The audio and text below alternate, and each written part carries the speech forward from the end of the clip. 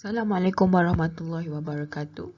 So this week we will cover on chapter 4, which is on heat transfer application.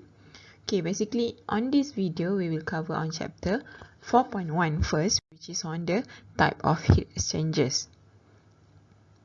Okay, so the objective for this chapter 4.1 is students should be able to recognize numerous type of heat exchangers. Then the second objective is students should be able to classify the heat exchanger according to the flow type. Later on, I will explain in detail each flow type consists inside the heat exchanger system. Okay, the third objective is students should be able to explain the characteristic of each type of heat exchanger. Okay, now we move on the type of heat exchanger. Okay, for your information, different heat transfer application require different type of hardware and also different configuration of heat transfer equipment. Okay, so what should we choose? So basically, this is a subjective question. You need to, there is a few criteria you need to consider in order to choose which type of heat exchanger that suit with your process. Okay,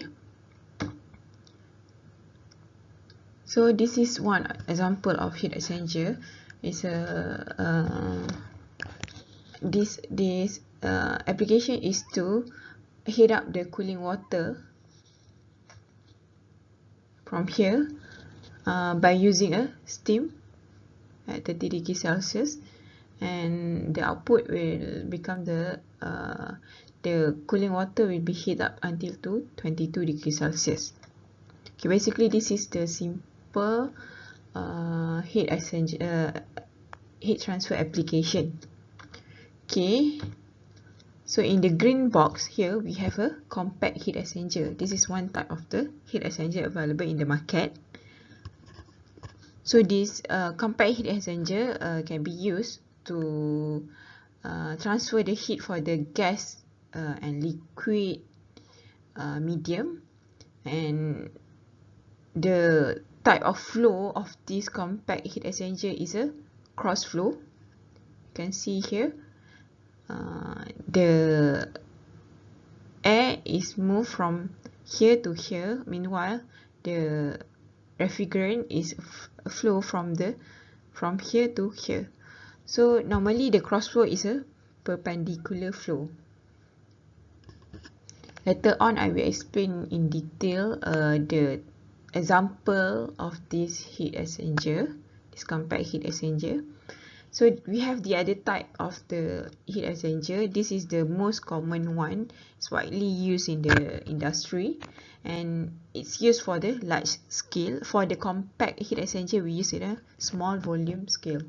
So here for the shell and tube heat exchanger, the hot medium will move from tube inlet. So basically the pink region here is a tube side. Meanwhile, the white region here is a shell side. So normally the hot medium will enter in a tube side. It will use to heat up the fluid that flow into the shell side. So inside this shell and tube we have a buffer. So this buffer actually to hold the tube positions, and the other function purpose of this buffer also to increase the heat transfer surface area. Okay, so this is the actual figure, the graphically figure for the type of heat exchanger commonly used in industry. The top one is a plate heat exchanger, meanwhile the bottom one is a shell and tube heat exchanger. So for the plate heat exchanger, the heat is transferred at this plate adjacent. So this plate arrangement is separated from the hot medium and the cold medium. So later on I will explain in detail the working principle of this type of heat exchanger. Okay, now we move to the most simple type of heat exchanger, which is double pipe. So this double pipe heat exchanger, also known as a concentric tube heat exchanger. So this double pipe heat exchanger is used in our laboratory. Okay, for this double pipe, one fluid flow to the smaller pipe, while the other fluid flow through the annular space between two pipes. So basically like this. We have a pipe. So inside here we have a annular space. Sorry.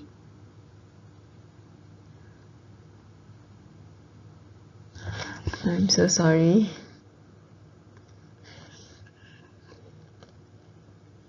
Let me draw at the other side. So maybe here. So we have inside here annular space between the pipe. Okay. So there is two type of flow arrangement for this double pipe heat exchanger, which is parallel flow and also counter flow. So this is a counter flow double pipe heat exchanger. Why I can say that this one is a counter flow? So here we can see the arrow of the direction of the fluid. So for the counter flow, please remember the cold fluid move in a different direction with the hot fluid. So you can see the arrow here, right? Okay, so for the counter flow here, the heat is transferred from the hot fluid to the cold fluid. So it makes the cold fluid, let's say here is around 15 degrees Celsius, it makes this cold fluid to increase in temperature to up to maybe around 50 degrees Celsius here. So after this hot fluid transferred the energy to the cold fluid gain the energy, and that energy increase the temperature. The hot fluid lose its energy and cause, let's say if the temperature here is 60 degrees Celsius, and cause the temperature to drop until around 25 degrees Celsius. This is only the example. The value is only the example. Okay. So we have the other type, which is parallel flow. So for the parallel flow, please remember the cold fluid and the hot fluid move in the same directions. You can see the arrow here. Okay. So please remember also the inlet of the hot fluid and cold fluid is in the same location. Not the same tube, but it is in the same location here. But for the counter flow, the inlet is in the opposite, at the opposite location. Hot inlet is in here, cold inlet is in here. So for this one, same, the hot fluid will transfer the heat to the cold fluid. It causes the cold fluid, let's say here 15 degrees Celsius, it causes the cold fluid to gain the energy, and the temperature will be increased from 15 degrees Celsius, for example, to 50 degrees Celsius. So here maybe the temperature of the hot fluid is around 80 degrees Celsius, and after loses energy, the temperature will drop to around 60 degrees Celsius. So you can see from the graph, for the parallel flow, the hot fluid coming to the system must be slightly hotter as compared to the hot fluid that coming to the counterflow system here.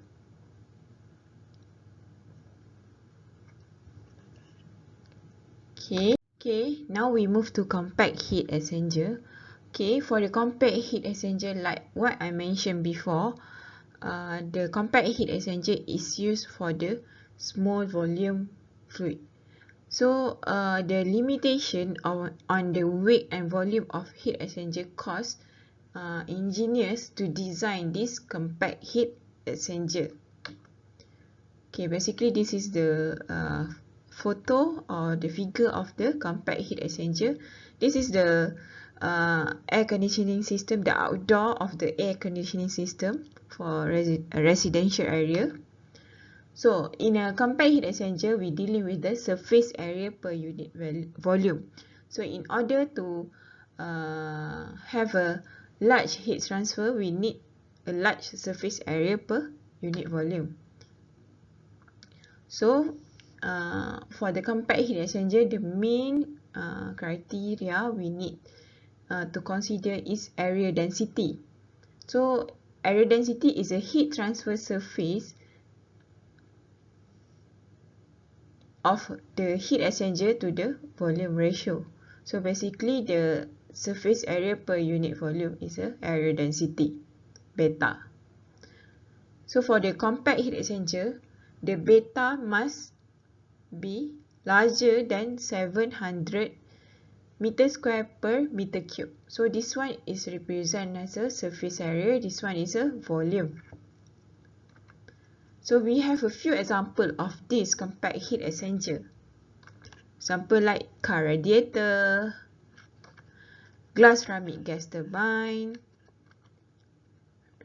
the regenerator of a Stirling engine, and the human lung also is example of the compact heat exchanger. So basically this compact heat exchanger, the large surface area in this compact heat exchanger is obtained by attach closely spaced thin plate to the wall separating the fluid. So here we have a thin fin. So this thin fin is used to increase the surface area in order to increase the heat transfer along this heat exchanger. Okay, compact heat exchanger are commonly used in gas to gas and also gas to liquid or liquid to gas. Okay, in an air conditioning system for the outdoor itself, it's commonly gas to liquid. So like I mentioned before, in a compact heat exchanger, the flow configuration is cross flow. So this cross flow happen when two fluid move perpendicular to each other. So perpendicular normally is like this.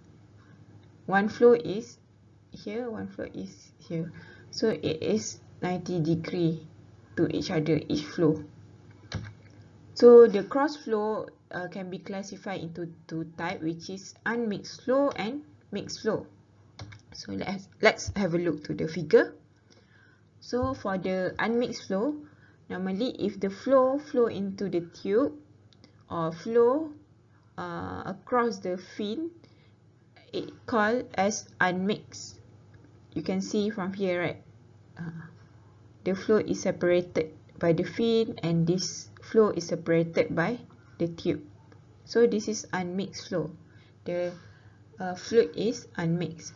For this type, there is no fin that used to separate the flow. It can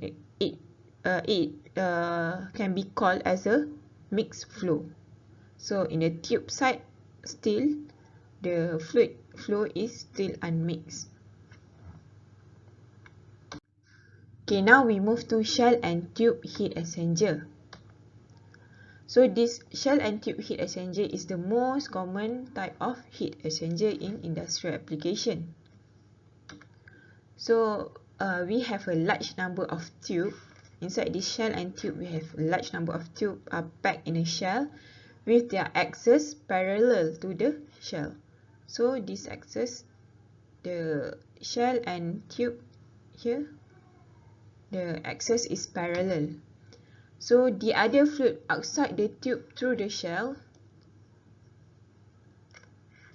So the other fluid flow outside the tube through the shell.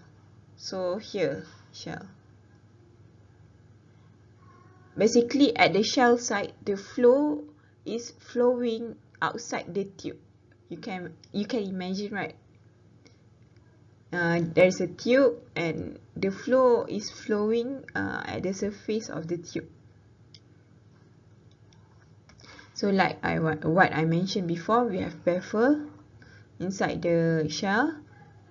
This one is used to hold the position of the tube and also to increase the heat transfer area.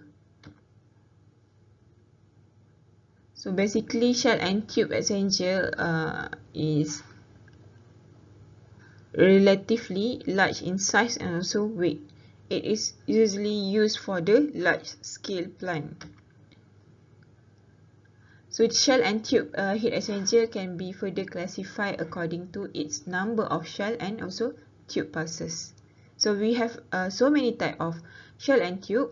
We have for example 2 shell pass or 2 tube passes or 4 shell pass. So depends on your type of process you need to run. Okay, now we move to plate and frame heat exchanger. So this type of heat exchanger consists of series of plate with a corrugated flat flow passage. So this one is corrugated flat flow. Okay, this corrugated flat flow passage allow the energy to transfer from the tube to the plate itself. So in this plate heat exchanger, the hot and cold fluid flow in alternate passage. So you can see here the cold medium is at this part. This is the hot medium, cold medium, hot medium. So this hot and cold medium is in alternate. So this type of heat exchanger is suitable to use for liquid to liquid heat exchange application, provided that the both fluid, hot and cold fluid, are at the same pressure. So basically for this plate and frame heat exchanger, the hot fluid will flow inside this tube, okay, and it will touch this plate, and at this plate there is a corrugated flat flow here. So this corrugated flat flow cause the energy to transfer, and it will connected with the cool fluid tube. So it caused the energy to transfer from this hot medium to the cold fluid and cause this cold fluid to increase in temperature. Okay, meanwhile for this part, the cold fluid will transfer its energy to the corrugated flat flow and cause this plate to become cold, and when it touches with the hot fluid that flow inside the tube, there is a heat transfer occurred. So it can this hot fluid will transfer its energy to the cold plate and cause the temperature of the hot fluid inside the tube to decrease. So it's happened continuously along the plate inside this plate and frame heat exchanger. Okay, thank you.